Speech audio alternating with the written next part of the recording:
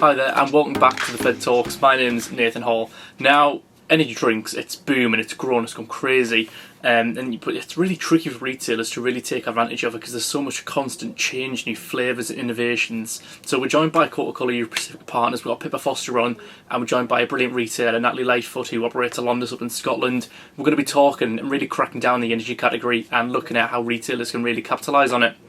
So Pippa, first things first, how's the energy category performed over the last year?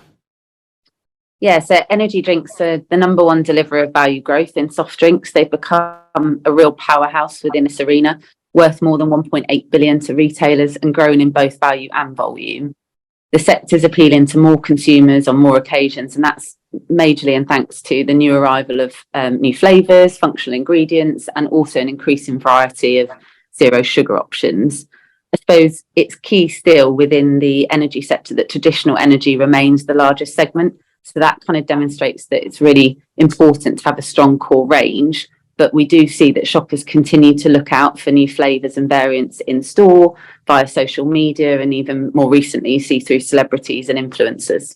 Absolutely. Natalie, from a retail point of view, are you seeing the same thing? Yeah, I mean, the energy drinks category has been a huge growth area for me. My local customers continue to demand a wider range of different energy drinks and pack sizes as well. For example, if I look at the zero sugar energy drinks, they tend to attract more females and gym goers, while at the same time, energy drinks are being purchased more and more through our home delivery network, alongside meal options. So I've got a huge opportunity that I've got to meet the needs of my in-store customer and my online customer as well. So it's really important that I get my energy drinks offering just right. Wonderful. So Pippa, how's Monster doing? Is the brand behind this growth that you're seeing? Yeah, absolutely.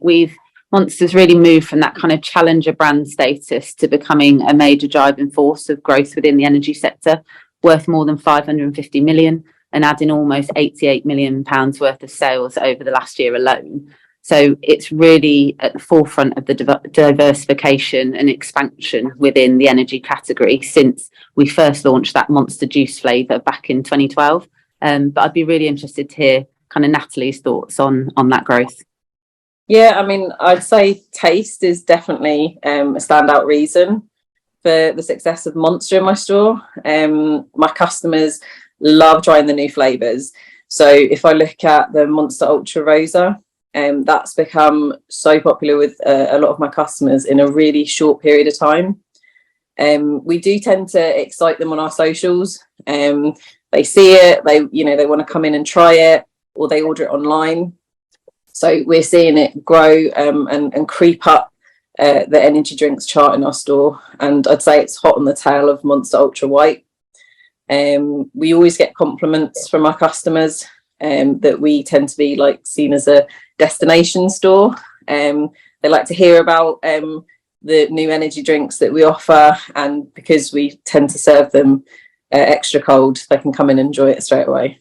So Pippa, this growth we're seeing with Monster, what's the key drivers behind that? Yes, there's probably a couple of points, Nathan. The first one is our Monster fan base. Our portfolio continues to grow. So we've got more innovative flavours. We continue to have our legendary marketing campaigns and obviously those exclusive promotions that we're really famous for. So from an innovation perspective, more than 61% of the energy innovation sales year to date have come from Monster's Great Tasting MPD. So this year we've already launched Monster Lewis Hamilton, Monster Juiced Aussie Lemonade, and also what Natalie referenced earlier, Monster Ultra Rosa. And we've still got more to come, which is exciting. And another big part and a big reason I'm here today is our convenience retailers, and kind of a massive thank you to them because they play a huge part in the success of our brand. Much down to the space and the activation that they're able to deliver in store. So a big thank you to everyone who's tuned in, as you really help us connect the brand with our fans and bring into life our latest innovation and the Monster campaigns in store. And it's certainly a really big reason as to why we've launched our third phase of the Sales Supercharged retailer support initiative. So we want to be able to provide you guys with the lowdown and the latest trends, details on key segments within the energy drinks, alongside sort of tips and tricks and advice about ranging and execution in store. Absolutely. Natalie, Pippa mentioned Sales Supercharged. Have you used it, and would you recommend it to other retailers? Yeah, definitely. I mean, there's some really easy to follow top tips on the site. You've got things like downloadable planograms, there's quarterly giveaways, and you get links as well to the CCEP's wider trade website, and that enables you to request point of sale, support material, and you can even order chillers on there as well. You know, I'm really proud to be on board as part of the campaign this year. I'm alongside two other brilliant retailers that I've got so much respect for, Amrit and Jack. And I really like how Monster has brought us together, because we're all different retailers, and they've brought us together so that we can support the wider industry and driving the energy drink sales. Absolutely, it's amazing. So Pippa, for the retailers that have tuned in today on the Sales Supercharged, what's the best tips on there for retailers? Yeah, so we always say that the first thing to look at is your range. Don't forget that 1 in 3 on-the-go soft drinks that are sold are energy drinks. So it's really worth making plenty of space in your chilled soft drinks lineup for energy drink. And on the kind of flip side of that, I guess it's important to remember to reduce the number of slow selling lines and make sure you've got a strong core range that, like I referenced earlier, and across all 4 energy segments. So when we talk about that, we talk about traditional flavoured energy, zero sugar, flavoured energy, and then also performance. So Natalie, you're obviously a supercharged retailer, aren't you? What tips and advice have you seen on the website that you'd recommend to the retailers watching? Yeah, so there's so much NPD within the energy drinks category, and that's what really excites my customers when they come through the doors. So I have a fixed core range, which I continually keep stocked up. And then what I do is I rotate in the latest NPD and see what really sells well.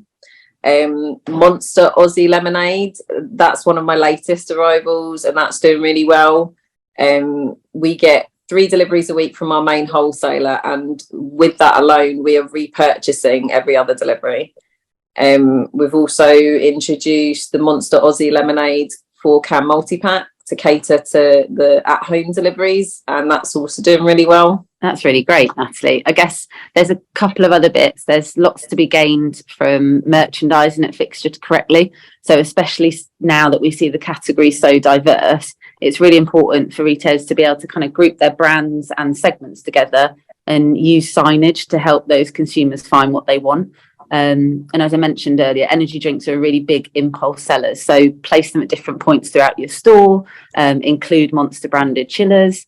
And as I said, remove those slower selling lines and replace them with the new launches or double facings of your best sellers. It's also key, we know for a lot of you convenience retailers, that price smart packs are quite key to kind of driving that basket spend. They really create that perception of value and convenience. And it's also offers that point of difference that a lot of consumers can't get in larger stores. So it's important to recognise that. And then finally, the kind of POS material for our campaigns, as I said, they're kind of sort of Monster only can do stuff, and they are available on our myccep.com website. They really appeal to shoppers and create that in-store theatre and promote even more impulse purchases, really driving up that basket spend. It might sound like a lot to think about, but it definitely pays off. And I agree with everything Pippa said. Like I said before, I continually review my EPOS data, see where I can make changes to make sure that my energy drinks range is working hard for me.